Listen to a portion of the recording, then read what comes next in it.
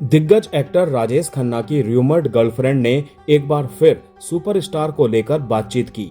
उन्होंने एक बार फिर दावा किया कि राजेश खन्ना अपनी पत्नी डिंपल कपाड़िया को तलाक देना चाहते थे, लेकिन डिंपल ने इनकार कर दिया था। तलाक के बदले डिंपल कपाड़िया ने तो राजेश खन्ना से डिमांड तक रख दी थी। आइए आपको बताते हैं आखिर अनीता आडवाणी ने क्या दावा किया है। दोस्तों, वीडियो में आगे बढ़ने से पहले प्लीज मेरे चैनल को सब्सक्राइब करके बेल आइकन को जरूर प्रेस कर दीजिएगा। तो चलिए दोस्तों, वीडियो को शुरू करते हैं। राजेश खन्ना हिंदी सिनेमा के पहले सुपरस्टार कहे जाते हैं।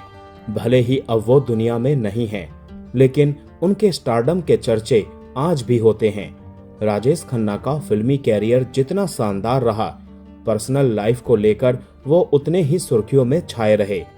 राजेश खन्ना ने कैरियर के पीक पर 31 साल की उम्र में एक्ट्रेस डिंपल कपाड़िया संग शादी करके घर बसा लिया था। शादी के वक्त डिंपल की उम्र महज 16 साल थी। राजेश खन्ना संग घर बसाने के बाद डिंपल ने फिल्मों से दूरी बना ली। शादी के बाद कपल के घर 2 बेटियों का जन्म हुआ, ट्विंकल और रिंकी।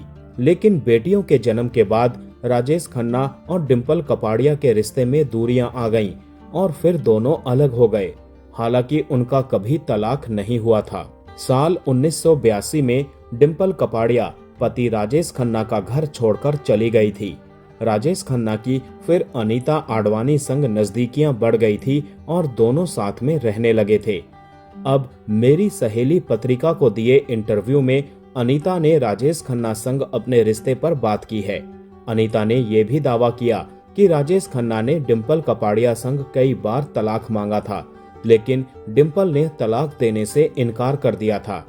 डिंपल कपाड़िया पर तंज कसते हुए अनीता बोली, कहते हैं कि अगर किसी की वाइफ हो और वो उसके साथ रहे तो वो शख्स किसी और के साथ रिलेशनशिप नहीं बना सकता, लेकिन अगर किसी का पार्टनर उन्हें छोड़कर चला जाए और सालों तक उनसे कोई रिश्ता ना रखे तो उनकी जिंदगी में किसी और इंसान की एंट्री हो जाती है, मगर उस इंसान को आप बर्बाद कर देते हैं और वो कहीं का नहीं रहता।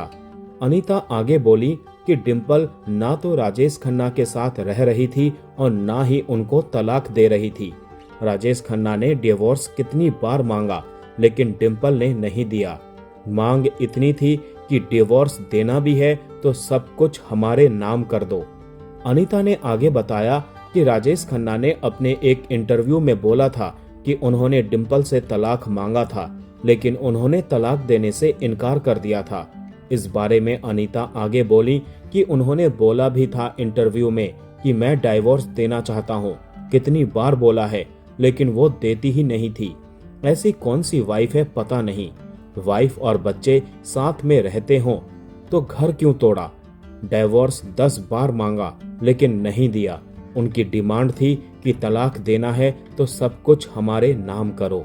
अनीता आडवाणी ने अपना हक मांगने के लिए कोर्ट का रुख किया था। वो सुपरस्टार राजेश खन्ना के साथ अंतिम पलों में रही थीं, मगर 1 अप्रैल 2026 को बॉम्बे हाई कोर्ट ने उनकी अपील को खारिज कर दिया, जिसमें उन्होंने राजेश खन्ना संग अपने लिव इन रिलेशनशिप को वैध शादी के रूप में मान्यता देने की मांग की थी।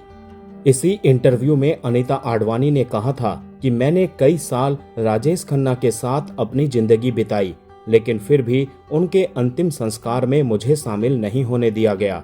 उन्होंने मुझे अंदर जाने से रोकने के लिए बाहर बाउंसर तैनात कर दिए थे। दोस्तों ने मुझे चेतावनी दी थी कि मुझे अंदर नहीं जाने दिया जाएगा। कुछ लोगों ने तो ये भी सुझाव दिया था कि मैं कैमरा साथ ले जाऊं, सब कुछ रिकॉर्ड कर लूं, लेकिन इतने गमगीन दिन मैं ऐसा नहीं कर सकती थी। इसके बजाय मैं दूर रही और अकेले ही एक मंदिर में उनके लिए चौथा की रस्म निभाई। जब राजेश खन्ना और डिंपल कपाड़िया अलग हुए तो अनीता आडवाणी ही राजेश खन्ना की सबसे करीबी साथी बनी। वो 2012 में राजेश खन्ना की मौत तक उनके बंगले आशीर्वाद में उनके साथ रहीं। अनीता का कहना था कि वो राजेश खन्ना को डिंपल से 1973 में हुई शादी से पहले से जानती थी। वो अक्सर खुद को उनकी सैरोगेट पत्नी बताती थी।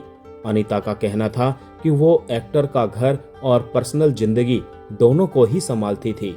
तो दोस्तों आज का ये वीडियो यहीं समाप्त करते हैं। मिलते हैं नेक्स्ट वीडियो में। तब तक के लिए आप सभी को tata bye bye, take care.